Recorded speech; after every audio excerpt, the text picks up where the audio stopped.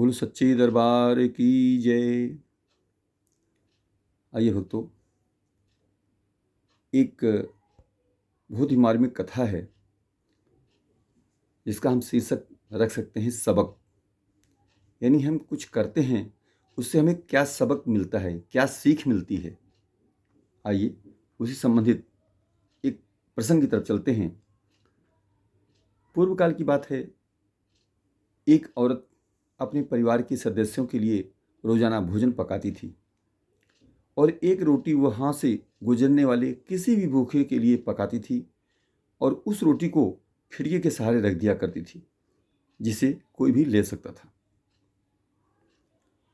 एक कुबड़ा व्यक्ति रोज उस रोटी को ले जाता और बजाय धन्यवाद देने के अपने रास्ते पर चलता हुआ वह कुछ इस तरह से बड़बड़ाता, जो तुम बुरा करोगे वो तुम्हारे साथ रहेगा और जो तुम अच्छा करोगे वह तुम तक लौट के आएगा। इसी प्रकार कहता हुआ रोज जाता था।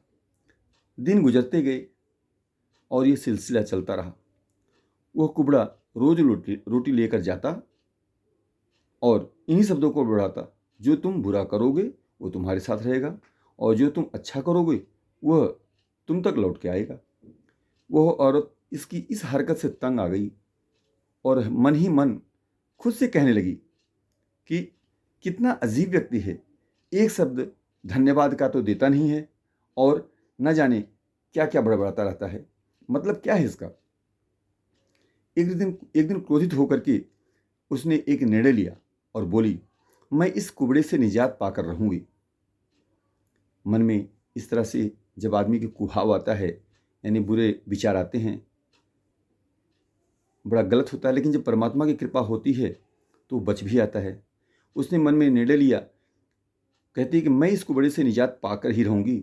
और उसने क्या किया कि उसने उस रोटी में जहर मिला दिया जो वो रोज उसके लिए बनाती थी।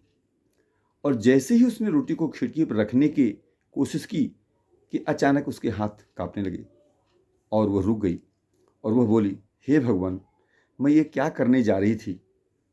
और उसने तुरंत उस रोटी को चूल्हे की आंच में जला दिया। एक ताज़ा रोटी बनाई और खिड़की के सहारे रख दी। हर रोज की तरह वह कुबड़ा आया और रोटी लेके, जो तुम बुरा करोगे वो तुम्हारे साथ रहेगा और जो तुम अच्छा करोगे वह तुम तक लौट के आएगा।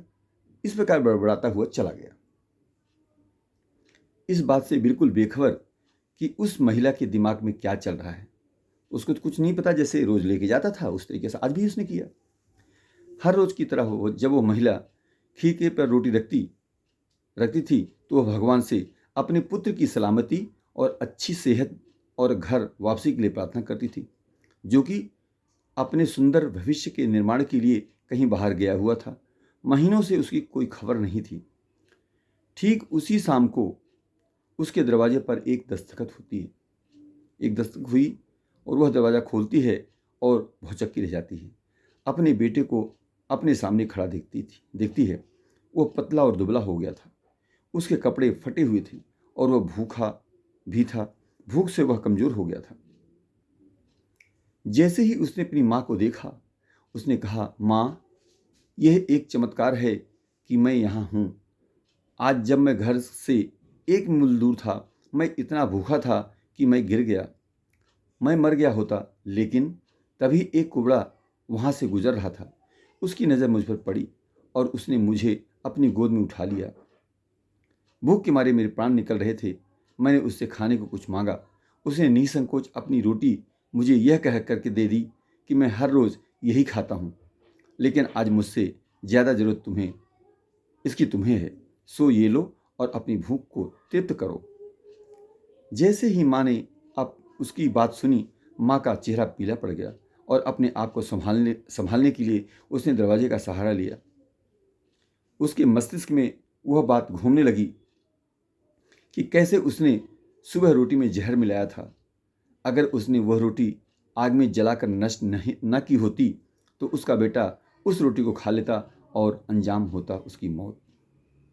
इसीलिए कहते हैं, आप कभी भी कोई भी कर्म करें, किसी से अपेक्षा न करें कि मुझे उससे कुछ मिलेगा, लेकिन आप हमेशा उसके लिए अच्छी भावना के साथ उसके साथ पेश आएँ। उसके बाद होता क्या है कि और उसके बाद उसे उन शब्दों का मतलब बिल्कुल अस्पष्ट हो चुका था। जो तुम बुरा करोगे वो तुम्हारे साथ रहेगा और जो तुम अच्छा करोगे वह तुम तक लौट के आएगा। इससे हमें बहुत अच्छी सीख मिलती है। हमेशा अच्छा करना चाहिए हमें। अच्छा करने से आप कभी भी अपने आप को मत रोको, फिर चाहे उसके लिए उस समय आपकी सराहना हो, प्रशंसा हो या ना हो, क्योंकि अच्छे कर्म ही हमारे काम आते हैं। अब जैसे हमने प्रसंग में देखा है, इसलिए हमें हमेशा अच्छे कर्म ही करने चाहिए, चाहे उसके लिए हमारी कोई बड़ाई करे या हमारे लिए कुछ ना कहे, लेकिन हम उस परमात्मा को मान के कि परमात्मा सब देख रहा है और हम अच्छे कर्म करते हुए अपने निर्वाह को पूरा करें। जय माता की।